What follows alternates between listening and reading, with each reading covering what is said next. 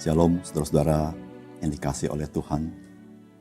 Bagaimanakah saudara memandang kehidupan yang saudara jalani? Apakah hidup ini bagaikan sebuah panggung sandiwara?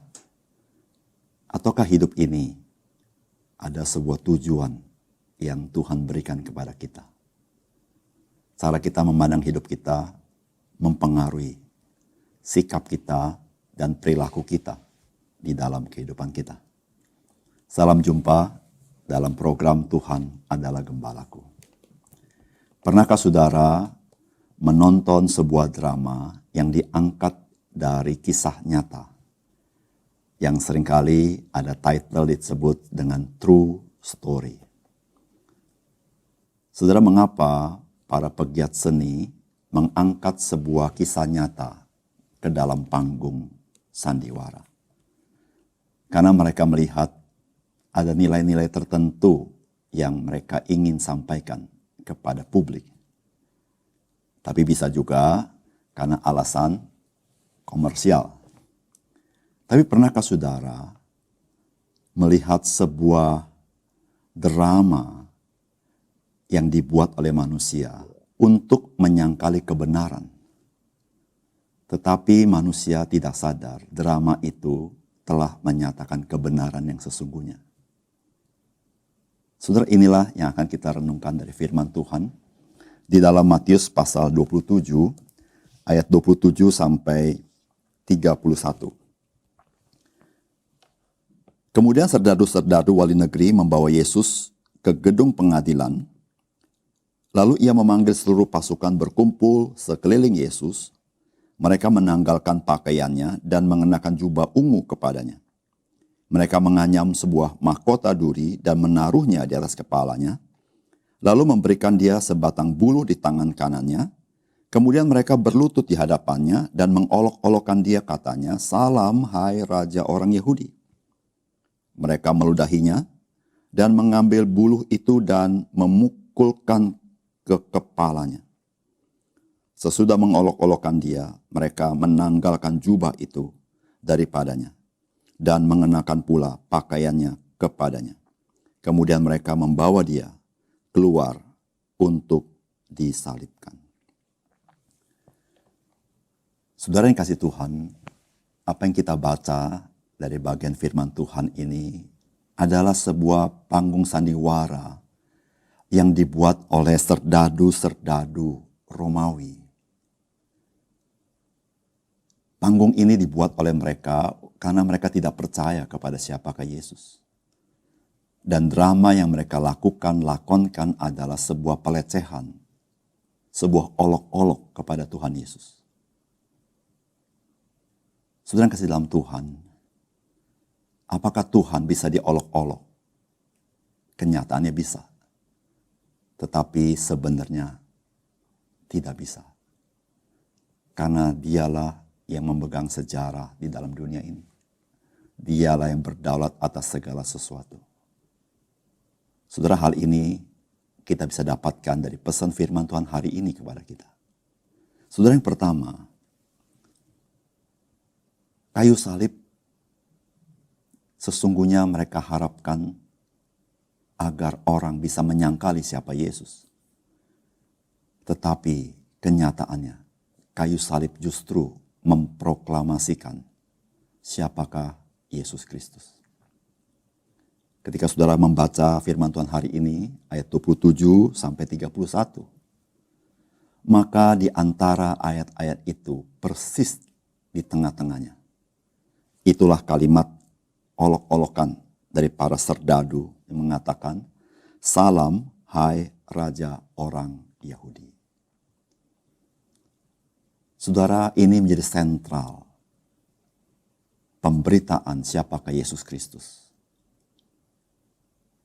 Saudara, di tengah-tengah olok-olokan itu, yang menjadi sentral olok-olokan adalah status Yesus Kristus. Oleh karena itu mereka mengatakan, "Salam, hai Raja orang Yahudi." Namun sesungguhnya perkataan yang mereka sampaikan itu adalah sebuah kenyataan yang sesungguhnya. bukan sebagai lakon dari sebuah drama. Tapi itu sesungguhnya true story-nya. Yesus Kristus adalah Raja orang Yahudi. Yang dimaksudkan Raja orang Yahudi adalah Mesias yang dijanjikan dalam perjanjian lama. Apakah manusia bisa mengolok-olok Tuhan? Kelihatannya bisa. Namun manusia tidak sanggup mengolok-olok Tuhan. Karena Tuhan dia berdaulat. Dia mengatur segala sesuatu. Bahkan manusia tercengang bahwa apa yang dia olok-olokkan sebetulnya itulah sebuah kenyataan. Oleh karena itu, saudara-saudara yang kasih dalam Tuhan, sebagai anak-anak Tuhan, mari kita menjadi orang-orang percaya yang memberitakan kabar baik kepada orang lain. Mungkin ada orang yang mengolok-olok akan Injil. Tapi Injil tetap tidak berubah. Injil adalah kuasa Allah yang menyelamatkan umat manusia. Mari kita beritakan kabar kebenaran ini. Yang kedua, saudara, firman Tuhan ini kita belajar satu hal. Bahwa sikap Tuhan Yesus yang menyerahkan diri, dianiaya begitu rupa, telah menggenapkan kitab suci. Seringkali kita dikatakan oleh orang-orang banyak yang tidak percaya Yesus, dia kalah. Oleh karena itu dia disalibkan. Namun saudara-saudara, sebetulnya Tuhan Yesus sedang menggenapi apa yang dikatakan oleh kitab suci. Di dalam kitab Yesaya 53 ayat 7 dikatakan dia dianiaya. Tetapi dia membiarkan diri ditindas. Bukankah itu terjadi? Dan tidak membuka mulutnya seperti anak domba yang dibawa ke pembantaian. Seperti induk domba yang keluh di depan orang-orang yang menggunting bulunya, ia tidak membuka mulutnya. Terhadap mereka yang menghasut, mereka yang mendengki kepada Tuhan Yesus, Yesus tidak memberikan jawaban apapun. Termasuk mereka yang menjadi saksi dusta terhadap Tuhan Yesus. Saudara yang kasih dalam Tuhan, apakah mudah bagi Tuhan Yesus tidak bergeming terhadap derita yang dia alami? Tidak bergeming terhadap tuduhan-tuduhan palsu. Tidak mudah, saudara. Tapi Yesus, karena dia menggenapi kitab suci dan dia melakukannya. Dan menyerahkan dirinya untuk dianiaya. Bahkan dihasut oleh orang begitu banyak dengan perkara yang tidak benar. Semata-mata dia ingin melakukan misi pendamaian di atas kayu salib. Agar kita, orang-orang yang menjadi musuh Allah, yang binasa, boleh berdamai dengan Allah. Karena Kristus telah mati bagi kita. Saudara, kita bersyukur, kita orang-orang percaya. Kita sudah mengalami keselamatan yang Tuhan berikan kepada kita. Namun bagaimana dengan orang-orang di luar sana?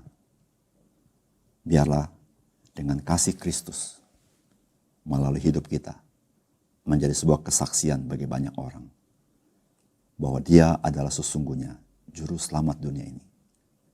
Dan di dalam anugerah Tuhan, mereka boleh mengenal siapakah Yesus Kristus. Yang ketiga,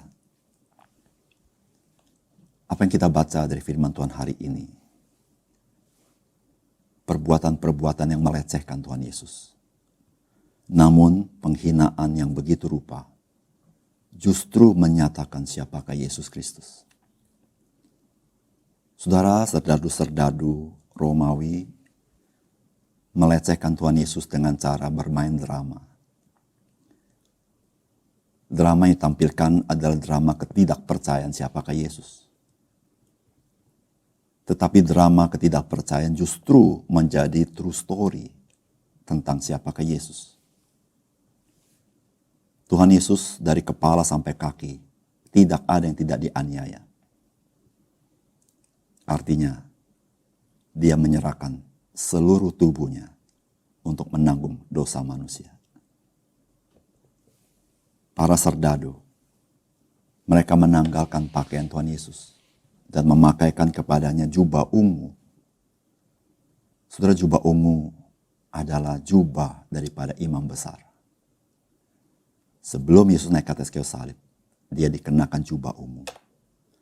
Saudarakah, bukankah Tuhan Yesus, dia naik ke atas kayu salib sebagai imam besar kita. Ia memohon belas kasihan dari Allah Bapa dan menjadi pendamaian yang membawa perdamaian kita dengan Allah.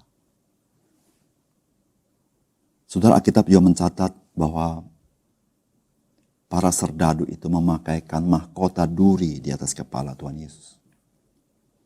Saudara, bukankah Tuhan Yesus adalah raja di atas segala raja? Saudara, mahkota melambangkan kedudukan seorang raja. Dan mahkota menggambarkan juga seorang pemenang. Bukankah Yesus yang naik ke kayu salib, dia adalah raja orang Yahudi.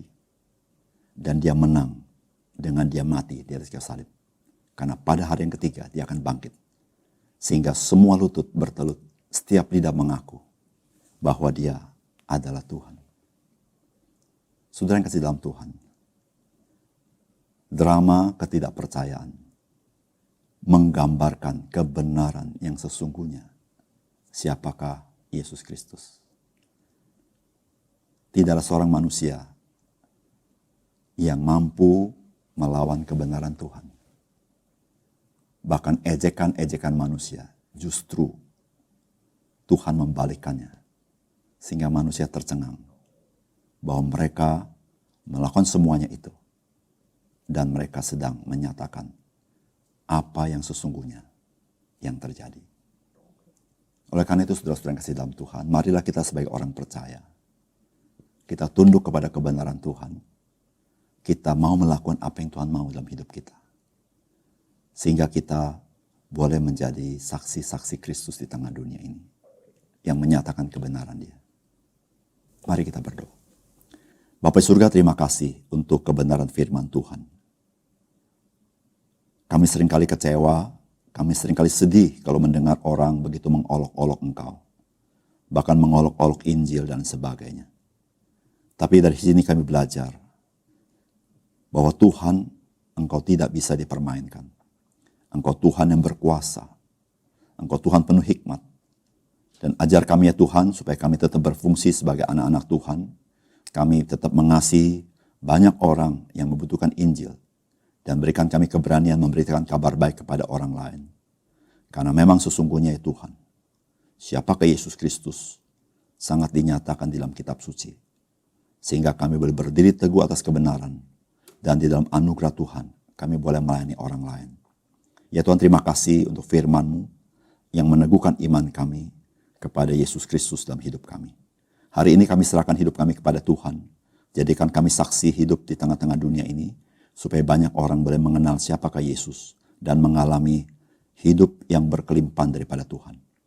Dalam nama Tuhan Yesus kami berdoa. Amin.